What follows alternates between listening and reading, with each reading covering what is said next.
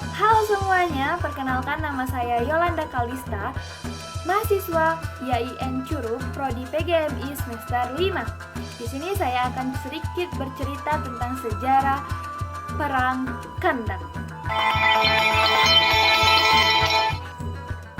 Teman-teman, kalian ada yang tahu nggak apa sih Perang Kandak itu?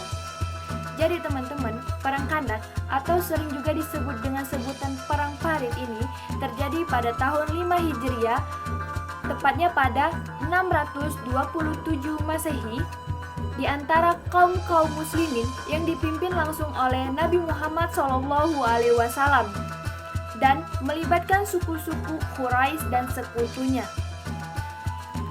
dan juga melibatkan Bani Ghaftan. Kenapa disebut dengan sebutan Perang Parit? Karena pada saat Perang Kandak ini terjadinya penggalian parit untuk melindungi diri mereka dari kaum musuh. Rasulullah dan para sahabatnya menggali tanah dengan ukuran panjang 3 km dan lebar 6 meter dengan kedalaman sekitar 5 meter. Dalam pengerjaan parit, Rasulullah ikut turun tangan bergotong royong sampai penggalian itu selesai. Nah, setelah kemenangan besar yang diraih oleh kaum muslimin pada Perang Uhud yang terjadi pada tahun 3 Hijriah, kaum Quraisy yang mulai merasa terhina merencanakan balas dendam kepada kaum muslimin. Mereka membentuk suatu aliansi besar dengan suku-suku untuk membenci kaum muslimin dan menghancurkan kaum muslimin, termasuk juga Bani Ghaftan. Atas dasar kebencian yang sama, maka kaum Yahudi Bani Nadir berkoalisi dengan kaum kafir Quraisy Mekah dan suku-suku Arab sekutunya untuk melakukan pengepungan dan penyerangan ke kota Madinah. Nah, selanjutnya Nabi Muhammad SAW dan para pasukannya menyusun strategi dan bermusyawarah. Strategi pun muncul dari sahabat Nabi yang bernama Salman Al-Farisi. Salman Al-Farisi ini memberikan strategi atau taktik pertahanan yang disebut juga dengan penggalian parit.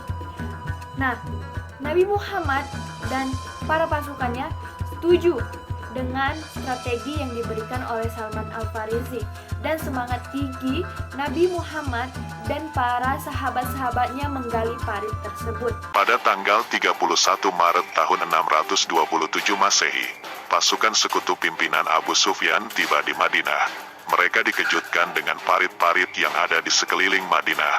Pasukan Abu Sufyan yang mengandalkan pasukan berkuda tidak bisa berbuat banyak menghadapi parit buatan pasukan Muslim. Nah, penggalian parit ini merupakan strategi baru yang dialami oleh selama perang. Strategi ini juga belum pernah dipakai di perang-perang sebelumnya. Nah, parit ini memiliki kedalaman 3 meter dan lebar 5 meter, sehingga pasukan musuh susah untuk menyerang pasukan kaum muslimin. Nah, setelah penggalian parit tersebut, terjadilah perang dingin selama 1 bulan lebih, karena pasukan musuh tidak bisa menghampiri langsung pasukan kaum muslimin karena terhalangnya parit tersebut. Di antara pasukan musuh, hanya beberapa orang saja yang mampu menembus parit Madinah. Salah satunya adalah Amr bin Wat al-Amiri, seorang pendekar penunggang kuda yang terkenal sejak zaman jahiliyah. Dia bersama sejumlah pasukan berkuda berhasil meloncati parit hingga sampai di bagian posisi pasukan kaum muslim. Selanjutnya, Perang Kandak ini terjadi atau berlangsung selama beberapa pekan. Pasukan muslimin yang jumlahnya 3.000 orang dan pasukan kaum musuh yang jumlahnya 10.000 orang dan lebih banyak dari pasukan muslim. Nah, pasukan muslim ini bersembunyi di balik parit tersebut, sedangkan pasukan Quraisy dan sekutunya mengepung pasukan muslimin di luar kota Madinah. Nah, pasukan Quraisy ini tidak bisa menembus parit tersebut karena memiliki tembok yang sangat tinggi. Nah, Amr bin Abdul Wud ini merupakan pendekar yang sangat terkenal di Jaziriyah Arab. Amr bin Abdul Wud ini menemukan titik sempit pada parit dan melompati parit tersebut. Dan ia menantang para pejuang muslim untuk berduel. Nah, tantangan itu akhirnya diterima oleh Ali bin Abi Thalib.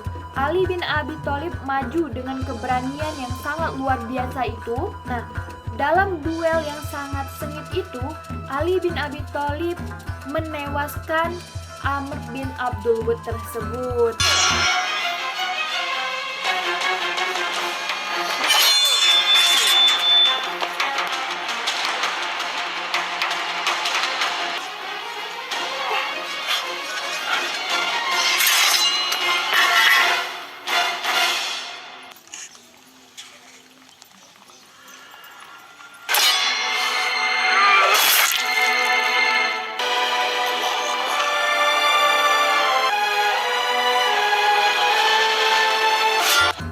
Nah, kemenangan ini meningkatkan moral kaum muslimin yang saat itu sedang menghadapi pengepungan yang sangat-sangat berat.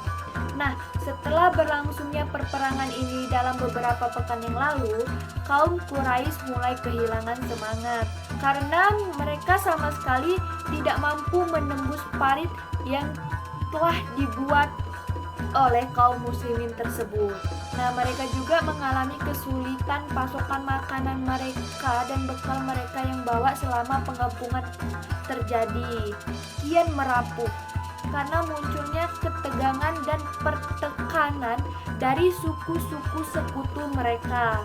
Nah, bantuan yang diyakini sebagai pertolongan ini dan pada akhirnya datanglah angin kencang dan badai memporak-porandakan tenda, peralatan, dan hewan mereka. Dalam keadaan kacau dan putus asa, pasukan Quraisy dan sekutunya terpaksa mundur dan gagal merebut Madinah dari tangan kaum muslimin. Allah Ta'ala mengirimkan kepada pasukan musuh yang mengepung Madinah angin dingin yang bertiup sangat kencang, sehingga kamp dan logistik musuh hancur berantakan. Kini pasukan kafir Quraisy dan Yahudi sekutu mereka tidak lagi memiliki kekuatan untuk bertahan. Bahkan, tidak dapat menyalakan api untuk sekedar menghangatkan tubuh. Akhirnya mereka pulang membawa kekalahan dan kekecewaan dalam pertempuran Khandaq.